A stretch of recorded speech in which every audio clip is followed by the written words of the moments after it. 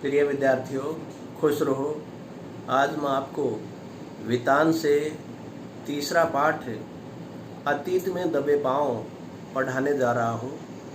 इसमें लेखक ओम थानवी जी ने बताया है कि अखंड भारत में 20वीं शताब्दी के तीसरे दशक में प्राचीनतम सभ्यता की खोज में 2 स्थानों की खुदाई का कार्य किया गया था।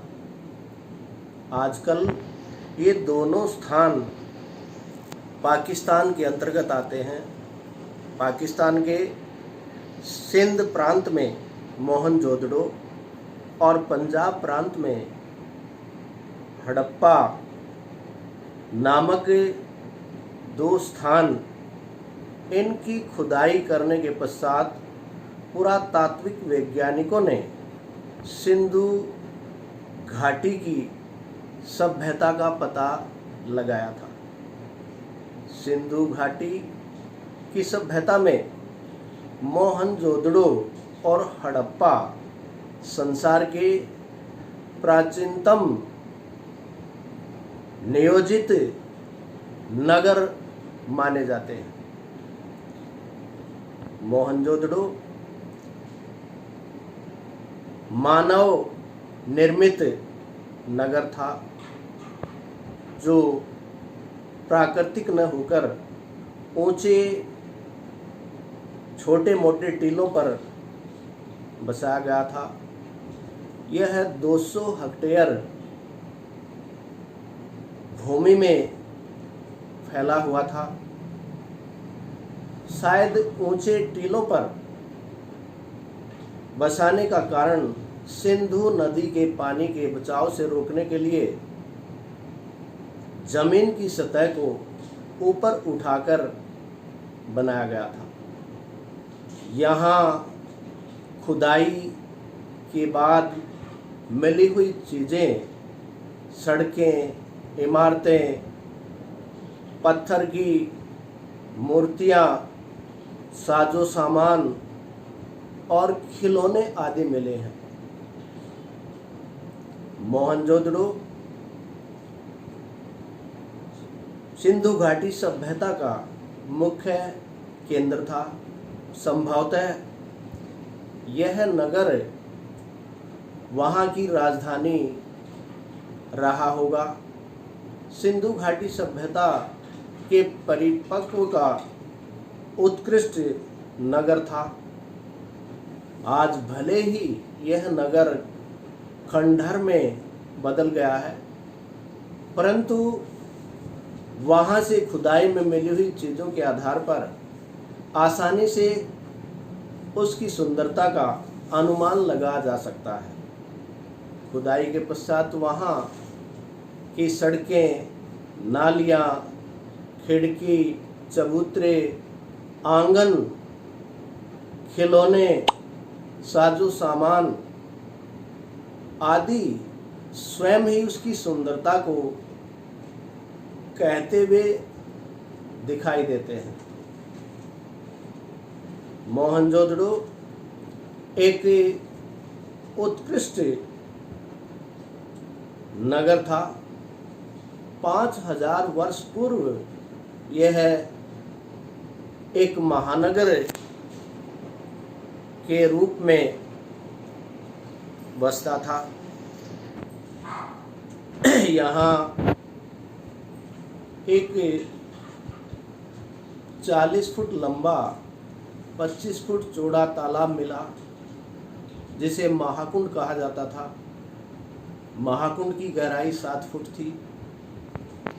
इसके उत्तर और दक्षिण में सीढ़ियाँ उतरती थी। महाकुंड के पानी की व्यवस्था के लिए एक तरफ कुआं था। महाकुंड के पानी को बाहर निकालने के लिए नालियां बनी हुई थी, जो कच्ची पक्की ईंटों से न होकर सीमेंट या चूने से बनी हुई थी। महाकुंड में गंदा पानी बाहर से न आए, इसकी ओर भी विशेष ध्यान दिया गया था। कहने का अभिप्राय यह है कि ऐसी पानी निकासी की सुव्यवस्था इससे पहले इतिहास में कहीं नहीं मिलती। महाकुंड के एक तरफ सिरे पर बोध स्तूप और ठीक सामने अमीरों की बस्ती थी, दूसरी तरफ कामगारों की बस्ती थी। एक तरफ विशाल भंडार था जहां कर अथवा टैक्स के रूप में अनाज रखा जाता था। उत्तर में एक गली थी जहां अंदाज़ा लगाया जाता था कि बैलगाड़ियाँ अनाज को लाने का काम करती थी। राखलदास बनर्जी ने ईसा पूर्व अवशेषों का अनुमान लगाया। इसके पश्चात प्रसिद्ध भारतीय पुरातत्ववेत्ता सर्वेक्षण के महानिदेशक जॉन मार्शल ने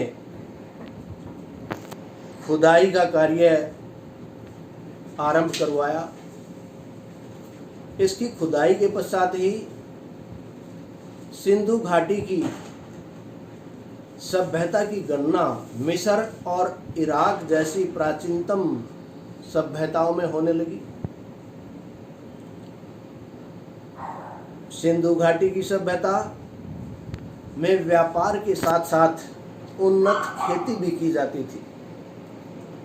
इसे खेतीहर और पशुपालक सभ्यता कहा जाता था। यहाँ कपास, ज्वार, बाजरा, गेहूं, जौ और चने की खेती की जाती थी। खजूर, अंगूर भी उगाए जाते थे। खरबूजे भी उगाए जाते थे।